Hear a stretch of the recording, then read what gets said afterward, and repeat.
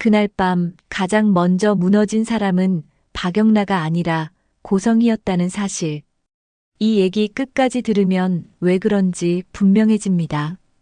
박영나는 요즘 잠이 얕아졌습니다. 새벽 공기가 창문 틈으로 스며들면 가느다란 바늘처럼 피부를 건드리고 지나가는 느낌이 들었지요. 전시에 나타났던 그 불청객은 이미 잡혔습니다. 경찰에 넘겨졌고 조사도 끝났습니다. 그런데도 이상했습니다.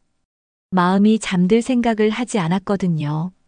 물을 마셔도 목은 마르다고 했고, 불을 꺼도 마음의 스위치는 꺼지지 않았다고 했습니다. 천장을 바라보는 시간이 길어질수록 영란은 스스로에게 물었습니다. 정말 끝난 걸까? 아니면 이제부터 시작일까? 여러분도 아마 겪어보셨을 겁니다. 큰일이 지나가고 나면 오히려 그때부터 마음이 흔들리는 경험 말입니다. 긴장이 풀리고 나면 비로소 두려움이 찾아오지요. 영나가 지금 그런 시간을 지나고 있었습니다. 아침 식탁. 고성이는 딸의 안색을 유난히 오랫동안 바라봤습니다. 눈 밑의 그늘, 핏기 없는 입술, 어색하게 음식을 밀어내는 손끝. 성희는 조용히 영나의 손등을 덮어주며 말했습니다. 엄마가 지켜줄게. 말은 다정했는데 영나는 손끝의 미세한 냉기를 먼저 느꼈습니다. 왜 그랬을까요? 사랑이 밀어붙임으로 오해될 때가 있습니다. 듣는 사람의 속도와 말하는 사람의 속도가 다를 때 그 간극을 우리는 종종 무성애 혹은 집착으로 해석하곤 하지요. 어버이 세대분들은 이 장면의 무게를 누구보다 잘 아실 겁니다. 자식 세대를 향한 호의가 때로는 부담이 되는 순간들, 어버이 세대가 가장 먼저 상처받는 순간들 말입니다. 이렇게까지 해줬는데 왜 알아주지 않을까? 그 서운함은 때로 말보다 먼저 식탁 위에 놓입니다. 성희는 딸을 사랑했습니다. 그건 분명한 사실이었습니다. 하지만 그 사랑의 방식이 딸의 숨통을 조이고 있다는 건 아직 보지 못하고 있었습니다. 사랑과 통제는 종이 한 장 차이라고들 하지요. 그 한 장을 구분하지 못하면 가장 소중한 관계가 가장 먼저 금이 갑니다. 한편 박성재는 여동생인 영나가 납치된 그날을 곰곰이 생각했습니다. 표면의 정황은 그럴듯했습니다. 갤러리 VIP 명단 추가, 재단 명함에 전화, 갑작스러운 기사 확산. 하나하나가 논리적으로 연결되는 것처럼 보였습니다. 그런데 성재는 오랜 기업 생활에서 배운 한 가지 원칙이 있었습니다. 너무 예쁘게 맞아떨어지는 퍼즐은 오히려 누군가의 의도가 숨어 있다는 신호라는 것이었지요. 완벽한 스토리는 자연스럽게 만들어지지 않습니다. 누군가 설계한 것입니다. 성재는 확인의 순서를 바꿨습니다. 사람보다 흔적을 먼저 보았습니다. 전화 발신지, 명함 인쇄 라인, 납품 기록의 빈칸, 그리고 VIP 명단이 갱신된 시간과 담당자 교체 시점의 어긋남. 작은 불일치들이 하나둘 눈에 들어왔습니다. 성재는 하나하나를 쥐고 서둘러 결론으로 달려가지 않기로 했습니다. 옛 어른들이 말하던 급할수록 물러서라는 말을 떠올리며요. 여러분도 평생을 사시면서 배우셨을 겁니다. 서두르면 중요한 걸 놓치고 천천히 가면 보이지 않던 게 보인다는 것을요. 낮에 영나는 일상으로 돌아가 보려 애썼습니다. 강의실, 연구실, 작업실, 장보기. 바쁜 하루가 마음을 붙들어 주길 바랐지요. 옛 어른들이 손이 바쁘면 마음이 편하다고 하신 그 지혜를 따르려 했습니다. 그런데 시선은 생각보다 무거웠습니다. 전시에서 그 일 봤어. 재벌가 얘기라던데. 낯선 호기심은 이름을 앞질러 달렸고 영란은 그때마다 조용히 숨을 길게 쉬었습니다. 숨을 참으면 더 괴롭고 숨을 내쉬면 조금 견딜만 했습니다. 작은 호흡의 기술이 때로는 큰 위로가 되지요. 그 순간 이지환이 말했습니다. 괜찮아. 같이 들어가자. 거창한 약속이 아니어도 누군가 곁에서 보폭을 맞춰주면 길은 덜 미끄럽습니다. 나란히 걷는 것만으로 사람이 버텨지는 시간들이 있지요. 어버이 세대분들도 아실 겁니다. 평생을 함께 걸어온 반려와의 삶이 바로 그런 것이었다는 걸요. 말이 많지 않아도 옆에 있다는 것만으로 힘이 되는 사람.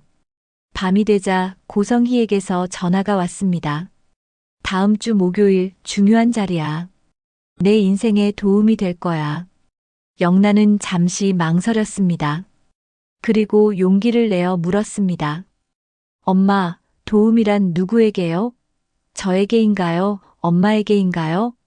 질문은 짧았지만 그 안에 쌓인 세월은 길었습니다. 28회 동안 삼켜왔던 말들이 한 문장으로 응축되어 있었습니다. 고성이는 잠깐 멈칫했지만 곧 태도를 가다듬었습니다. 도움은 결국 너를 위한 거야. 사랑과 기대, 현실과 체면이 뒤엉킨 대화는 또 그렇게 끝났습니다.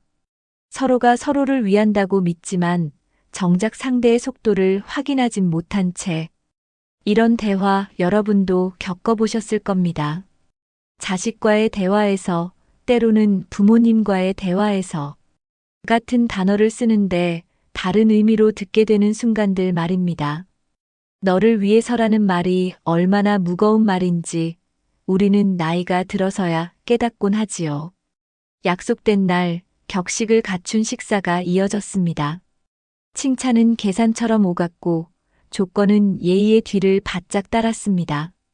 따님 정말 훌륭하시네요. 우리 아들도 좋은 짝을 찾고 있었습니다. 표면적으로는 예의 바른 대화였지만 그 안에 담긴 거래의 냄새를 영란은 맡을 수 있었습니다. 영란은 마음속으로 문장을 몇 번이나 삼켰습니다. 나는 누구의 상품도 아니다. 그러나 예의는 지켜야 했습니다. 어른들 앞에서 무례하게 굴 수는 없었으니까요. 그때 휴대폰에 톡이 도착했지요. 이지환의 짧은 문장. 싫으면 싫다고 해. 단 6글자였지만 그 6글자가 박영란을 지탱했습니다. 그래서 정중하지만 분명하게 말했습니다. 저는 계약이 아니라 마음을 원합니다. 공기가 잠깐 얼었고 웃음과 칭찬은 그 뒤로 조금씩 기울었습니다. 상대 어른의 표정이 굳어지는 게 보였고 성희의 손이 테이블 밑에서 가볍게 떨리는 것도 느껴졌습니다. 돌아오는 길 차 안의 침묵은 길었고 그 길이는 서로가 이 관계에서 잃은 것과 아직 지켜야 할 것을 헤아리게 만들었습니다. 집에 도착하자마자 고성희와 박영라 사이의 긴장은 더 이상 참을 수 없는 지경에 이르렀습니다. 엄마, 내 삶의 속도는 내가 정할게요. 박영라가 떨리는 목소리로 말했습니다. 이 한 문장은 단순한 반항이 아니었습니다. 평생을 엄마의 그림자 아래 살아온 박영라가 생애 최초로 자신의 의지를 표명하는 용기의 순간이었습니다. 성희는 믿을 수 없다는 표정을 지었습니다. 넌 지금 무슨 말을 하는 거니? 제 말대로예요, 엄마. 저는 엄마가 정해준 길이 아니라 제가 고른 길을 가고 싶어요. 내가 너한테 얼마나 투자했는데, 얼마나 많은 걸 포기하고 내 미래를 준비했는데. 성희의 목소리가 높아졌습니다. 수십 년간 쌓아온 믿음이 한순간에 흔들리는 것 같았습니다. 엄마, 그건 제가 부탁한 게 아니에요. 영라의 목소리는 여전히 떨렸지만 단어는 명확했습니다. 그럼 지금까지 내가 한 게 다 뭐야? 내 행복을 위해서 했는데 그게 잘못이야? 엄마가 생각하는 행복이 제 행복과 같지 않다는 거예요. 이 장면에서 영란은 생전 처음 또렷하게 외쳤습니다. 그건 제 꿈이에요. 엄마 꿈이 아니에요. 작은 문장이 큰 문을 열었습니다. 그 말을 기준으로 이 집의 균형이 서서히 바뀌었습니다.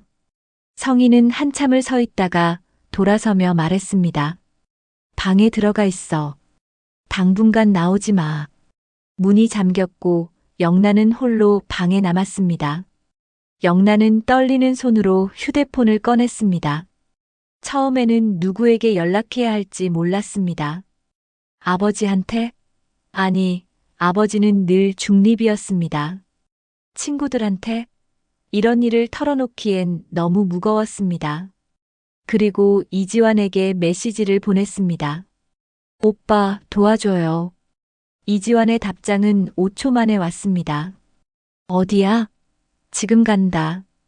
도움을 청하는 일은 쉽지 않습니다. 특히 우리 세대는 혼자 해결해야 한다.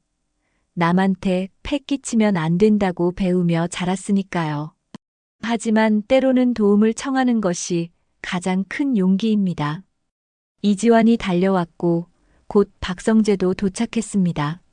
성재는 어머니에게 조용히 그러나 단호하게 말했습니다. 어머니, 문을 열어주세요. 이제 이런 방식은 안 됩니다. 결국 문이 열렸고 두 사람은 영란을 밖으로 데리고 나왔습니다. 차 안에서 영란은 작게 그러나 분명하게 말했습니다. 제 이름으로 살고 싶어요. 짧고 단단한 다짐이었습니다. 이지환은 고개를 끄덕이며 답했습니다. 그럼 그렇게 하자. 나도 옆에 있을게. 박성재는 뒷좌석에서 아버지 박진석에게 연락했습니다. 이번엔 섣부른 확신 대신 솔직함을 먼저 꺼냈습니다. 아버지, 아직 전부 모르겠습니다. 그래서 지금부터 제대로 확인하겠습니다. 다만 영란은 당분간 떨어져 지내야 합니다. 박진석은 잠시 침묵한 뒤 말했습니다.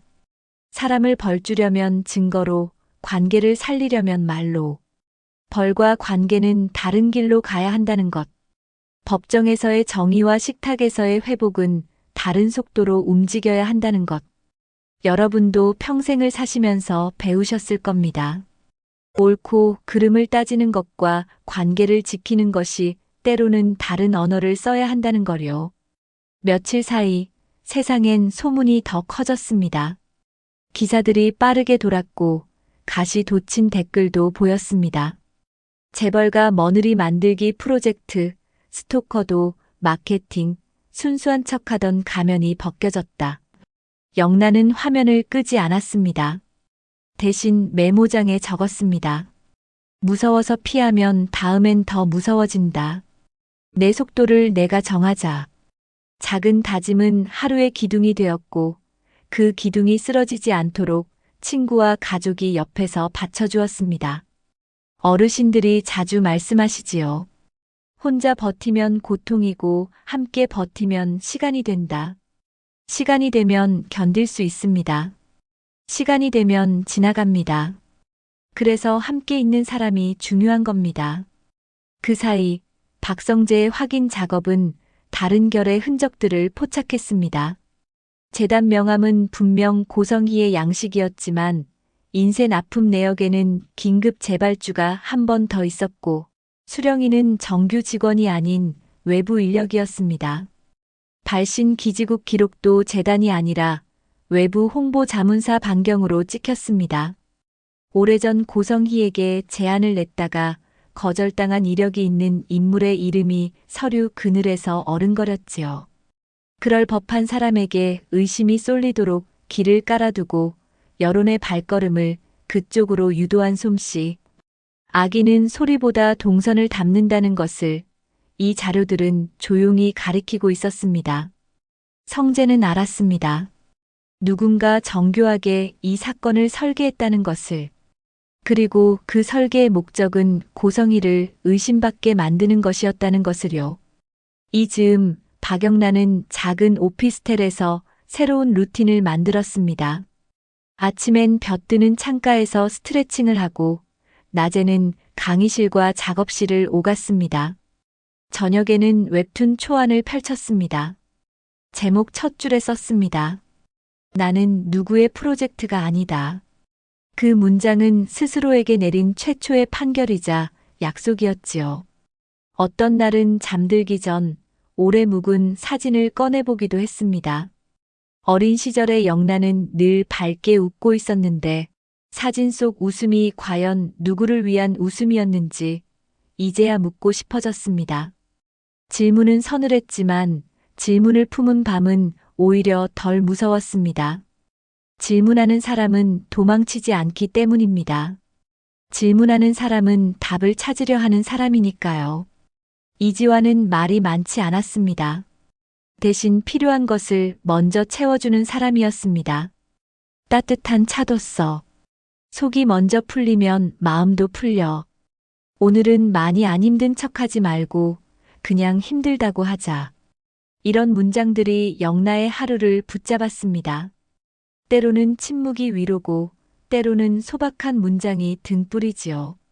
시니어 시청자분들 중에는 젊은 날 자신에게 꼭 해주고 싶은 말이 하나쯤 있으실 겁니다. 그 말이 바로 이런 문장들입니다. 짧지만 겨울을 건너는 말. 지화는 또 이렇게 말했습니다. 오늘은 내가 먼저 갈게. 내일은 내가 먼저 가. 서로의 보폭이 엇갈릴 때 서로가 서로의 발끝을 보며 속도를 맞췄습니다. 사랑은 거창한 것이 아니라 속도 조절에 가깝습니다. 빨리 가면 혼자 가고 오래 가면 같이 간다고요. 박진석은 모든 자료를 보고 조용한 결정을 나눴습니다. 법은 법대로, 말은 말대로. 한 손에는 변호인단을, 다른 손에는 가족 회복의 언어를 쥐게 했습니다. 화를 먼저 꺼내면 관계가 다치고 서운함을 먼저 꺼내면 마음이 다친다. 사과가 먼저, 설명은 나중. 세월이 준 문장이 식탁 위에 놓였습니다. 식탁은 때로 법정보다 더 무겁습니다. 판결이 내려지는 곳이 아니라 사람이 회복되는 곳이니까요. 진석은 아들에게 다시 말했습니다. 성재야, 집안의 문제를 집 밖으로 던지지 말고 집 안에서 불을 먼저 끄자. 법적 절차는 차분히 진행하되 말의 순서를 바꾸지 말자.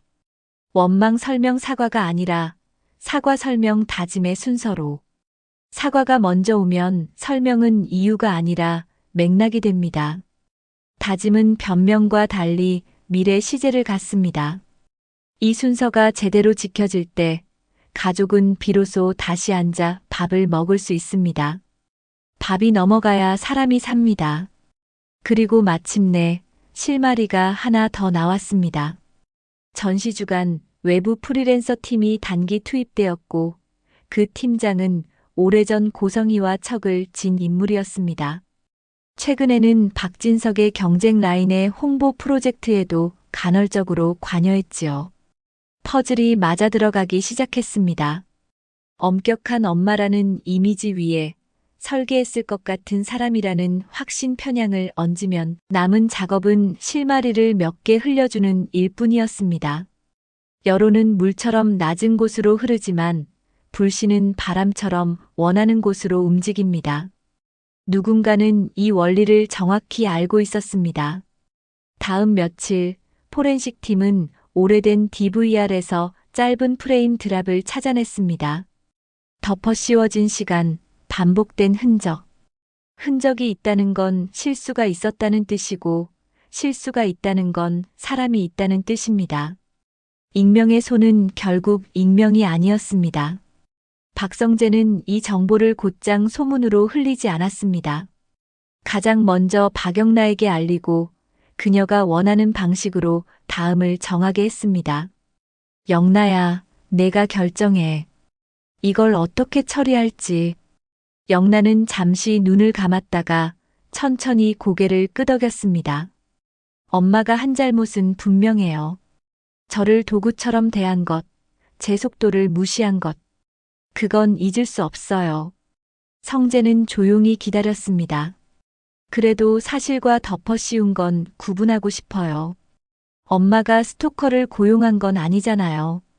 엄마를 이용해서 우리 가족을 흔든 사람이 따로 있다는 걸 저는 밝히고 싶어요. 왜? 그래야 제가 앞으로 엄마를 어떤 사람으로 기억할지 정할 수 있을 것 같아요. 엄마의 진짜 잘못과 누명을 구분해야 저도 마음을 정리할 수 있을 것 같아요. 품격이 이런 문장 속에 닫히고도 품위를 지키려는 마음. 그 마음이 관계를 다시 시작하게 합니다. 어버이 세대분들은 이런 장면을 보시면서 고개를 끄덕이실 겁니다. 저 아이가 제대로 배웠구나. 원망과 진실은 다르다는 걸 아는구나. 복수가 아니라 진실을, 분노가 아니라 정리를 선택하는 모습 말입니다. 그날 저녁 고성희와 마주 앉은 박성재는 큰 소리 없이 그러나 단단하게 물었습니다. 어머니, 이건 사실입니까? 한 항목씩 자료를 보여주고 대답을 기다렸습니다. 이 날짜에 재단 명함이 재발주된 내역입니다. 이 시간에 전화가 온 기지국은 재단이 아닙니다. 이 외부 팀장과 어머니는 과거에 갈등이 있었습니다. 고성희는 처음엔 방어적이었습니다. 그게 뭐 어쨌다는 거니? 명함이야 얼마든지 재발주할 수 있고 전화는 어디서든 할 수 있잖니.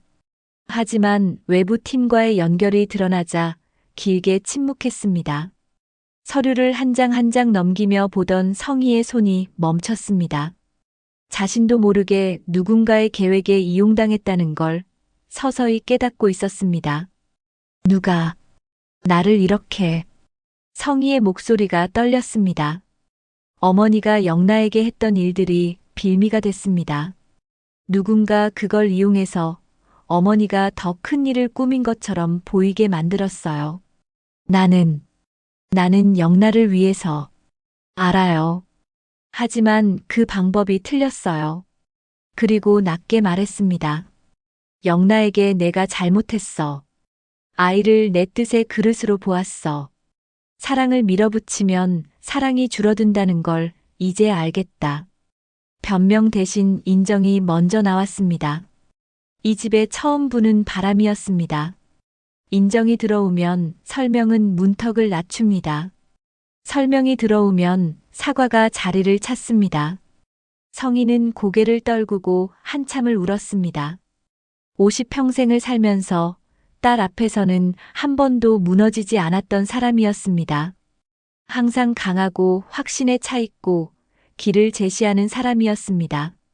그런데 지금 처음으로 무너지고 있었습니다. 나는 정말 영나가 행복하길 바랐어. 내가 못 이룬 것들을 영나가 이루면 영나는 나처럼 후회하지 않을 거라고 믿었어. 그런데 내가 영나를 가장 불행하게 만든 사람이었구나. 성재는 어머니를 바라봤습니다. 이 사람도 누군가의 딸이었고 누군가의 아픔을 안고 살아온 사람이었습니다. 잘못은 분명하지만 그 잘못 뒤에 상처도 보였습니다. 어머니, 아직 늦지 않았어요. 영나에게 직접 사과하세요. 변명 없이 진심으로. 그 사이 영나는 삶의 작은 의식을 늘렸습니다. 하루 한 번 스스로에게 안부를 묻는 일. 오늘 나를 얼마나 들었나. 메모장에 적었습니다. 오늘 내가 하고 싶었던 말 배고프다. 실제로 한 말 괜찮아요. 내일은 하고 싶은 말을 한 번이라도 더 해보기.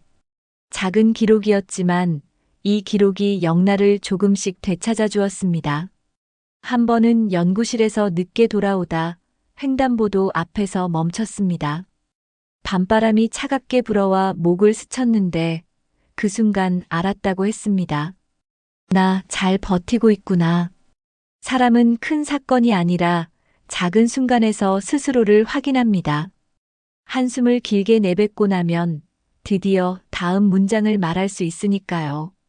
괜찮아. 여기까지 온 것도 잘한 거야. 힘든 시절을 견디고 나서 어느 날 문득 내가 여기까지 왔네 하고 깨달았던 순간들 말입니다. 그 순간이 바로 회복의 시작이었지요. 진석은 아들과 딸을 불러 모았습니다. 아버지, 그럼 어떻게 해야 하나요? 영나가 물었습니다. 사과가 먼저 오면 설명은 이유가 아니라 맥락이 된다. 다짐은 변명과 달리 미래 시제를 갖는다. 이 순서가 제대로 지켜질 때 우리는 비로소 다시 한 식탁에 앉아 밥을 먹을 수 있다. 식사를 함께 한다는 것은 단순히 음식을 나누는 것이 아닙니다. 같은 시간을, 같은 공간을, 같은 온기를 나누는 일입니다. 어버이 세대분들은 이것의 소중함을 누구보다 잘 아실 겁니다. 아버지, 엄마는요? 성재가 물었습니다. 내 어머니도 피해자야. 다만 영나에게 가해자이기도 하지. 둘 다 사실이야. 사람은 한 가지 색깔로만 설명되지 않는다. 진석의 말은 단순했지만 깊었습니다. 내 어머니의 잘못은 분명히 해야 해. 하지만 내 어머니를 악마로 만들 필요는 없어. 잘못한 사람이지 나쁜 사람은 아니니까. 영란은 고개를 끄덕였습니다. 그 구분이 중요했습니다. 잘못한 사람과 나쁜 사람, 실수한 사람과 악한 사람. 그 경계를 명확히 할 때 용서도 가능해집니다. 그리고 어느 저녁 영란은 오랜만에 캔버스를 꺼냈습니다. 가는 선으로 새 한 마리를 그렸습니다. 갇히지 않고 너무 높이만 날지도 않는 새. 날개를 펴되 바람을 보며 속도를 조절하는 새. 그림의 아래에 작은 글씨로 적었습니다. 내가 나를 부르던 이름으로 살기. 이름을 다시 불러주면 그 사람은 달라집니다. 나를 내가 다시 불러주면 나는 달라집니다. 그 변화의 첫걸음은 언제나 말입니다. 말은 도구가 아니라 방향입니다. 영란은 그림을 벽에 걸어두고 한참을 바라봤습니다. 이지환이 방에 들어오다가 그림을 보고 말했습니다. 예쁘다. 자유로워 보여. 아직 자유롭진 않아. 그런데 자유를 향해 가고 있는 것 같아. 그거면 됐지. 지환은 영나의 어깨에 턱을 기대며 말했습니다. 영나야, 자유는 도착지가 아니라 방향이야. 자유로워지려고 가는 게 아니라 자유롭게 가는 게 중요한 거야. 오빠는 언제부터 철학자가 됐어? 너 만나고 나서. 둘은 웃었습니다. 오랜만에 가벼운 웃음이었습니다. 며칠 후 박진석은 가족 모임을 제안했습니다. 다 같이 밥 먹자. 집에서. 영란은 망설였습니다. 아직 어머니를 마주할 준비가 됐는지 확신이 없었습니다. 하지만 아버지의 눈빛을 보고 고개를 끄덕였습니다. 그날 저녁 네 사람이 식탁에 둘러앉았습니다. 박진석, 고성희, 박성재, 박영나. 고성희는 평소보다 많이 여위어 보였습니다. 화장기 없는 얼굴에 피곤함이 역력했습니다. 진석이 먼저 입을 열었습니다. 오늘은 아무도 밥상을 뒤엎지 않았으면 좋겠다. 천천히 한 번에 한 문장씩만 하자. 성희가 떨리는 손으로 물잔을 들었다가 다시 내려놓았습니다. 그리고 영나를 바라봤습니다. 영나야. 네, 엄마. 미안해. 짧은 두 글자였지만 그 두 글자를 꺼내기까지 얼마나 오래 걸렸을까요? 내가 너를 너로 보지 않았어. 내 꿈, 내 속도, 내 마음을 보지 않고 내가 계획한 길만 보았어. 성희의 눈에서 눈물이 흘렀습니다. 내가 좋은 곳에 시집가고 좋은 사람 만나고 편하게 살면 그게 내 행복일 거라고 믿었어. 그런데 그건 내 행복이 아니라 내 안심이었어. 영나도 눈물을 흘렸습니다. 엄마가 너한테 투자한 시간, 돈, 모든 게 아깝지 않아. 그건 다 내 선택이었어. 근데 그걸 빌미로 내 인생을 통제한 건 잘못이었어. 정말 미안해. 영나는 한참을 말이 없었습니다. 성재와 진석도 숨을 죽이고 기다렸습니다. 그리고 영나가 입을 열었습니다. 엄마, 저도 미안해요. 영나야, 내가 왜? 저도 진작 말했어야 했어요. 제가 뭘 원하는지, 뭐가 힘든지. 근데 저는 그냥 엄마가 실망할까봐 무서워서 엄마 말대로만 했어요. 영나는 냅킨으로 눈물을 닦았습니다. 엄마가 저를 사랑하는 거 알아요. 근데 그 사랑이 너무 무거웠어요. 제가 감당할 수 없을 만큼. 알아. 이제 알아. 엄마, 저는 엄마가 미운 게 아니에요. 다만 엄마의 방식이 싫었어요. 이제는 엄마의 속도가 아니라 제 속도로 가고 싶어요. 성희는 고개를 끄덕였습니다. 그래, 너 속도로 가. 엄마가 옆에서 지켜볼게. 밀지 않고 끌지도 않고 그냥 옆에서. 정말요? 응. 시간 걸리겠지만 엄마가 배울게. 옆에서 걷는 법. 그제야 영나가 작게 웃었습니다. 식탁 위에 놓인 음식들이 식어가고 있었습니다. 진석이 말했습니다. 이제 먹자. 밥 먹으면서 이야기하자. 네 사람은 조용히 숟가락을 들었습니다. 밥을 한 숟갈 뜨는 것도, 국을 마시는 것도, 반찬을 집는 것도 모두 조심스러웠습니다. 하지만 함께 먹고 있었습니다. 어버이 세대분들은 아실 겁니다. 함께 밥을 먹는다는 것이 얼마나 큰 화해인지, 같은 식탁에 앉는다는 것이 얼마나 큰 용서인지. 그날 밤 영나는 메모장을 펼쳤습니다. 첫 줄에 적혀 있던 문장을 고쳤습니다. 나는 누구의 프로젝트가 아니다. 그리고 한 줄을 더 적었습니다. 나는 내 이름으로, 내 속도로.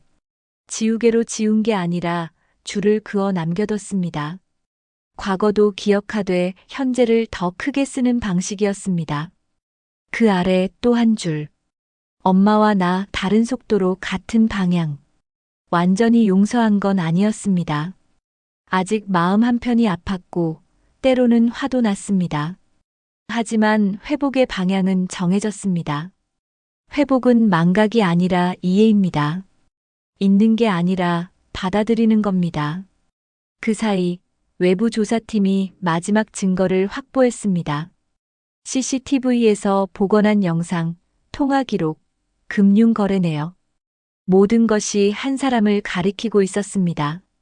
박진석의 경쟁 라인에서 일하던 홍보 자문사 팀장, 그리고 그 뒤의 실세력. 목적은 단순했습니다. 박진석 가족의 내용을 일으켜 그의 입지를 흔드는 것. 고성희의 평소 행동 패턴을 이용해 그녀가 모든 것을 설계한 것처럼 보이게 만드는 것. 박성재는 모든 자료를 법무팀에 넘겼습니다. 법적 대응은 철저하게 하되 언론에는 최소한만 공개하세요. 가족의 상처를 구경거리로 만들고 싶지 않습니다. 알겠습니다, 본부장님. 진실은 밝혀질 것입니다. 하지만 조용히, 품위 있게. 평생 지켜온 방식이 바로 이것이었습니다. 싸울 때도 품격을 잃지 않고 이길 때도 상대를 짓밟지 않는 것. 한 달 후 영나는 작은 갤러리에서 개인전을 열었습니다. 제목은 속도였습니다. 캔버스마다 다른 속도로 날아가는 새들이 그려져 있었습니다. 어떤 새는 빠르게, 어떤 새는 천천히, 어떤 새는 잠시 쉬고 있었습니다. 오프닝 날 가족들이 모두 왔습니다. 진석은 그림들을 한참 보다가 말했습니다. 다 다르구나. 속도가. 네, 아빠. 어떤 속도가 옳고 그른 게 아니에요. 그냥 다를 뿐이에요. 성희는 한 그림 앞에서 오래 멈춰 섰습니다. 두 마리의 새가 다른 높이를 날고 있지만 같은 방향을 보고 있는 그림이었습니다. 영나야, 이거. 엄마랑 저예요. 성희는 눈물을 흘렸습니다.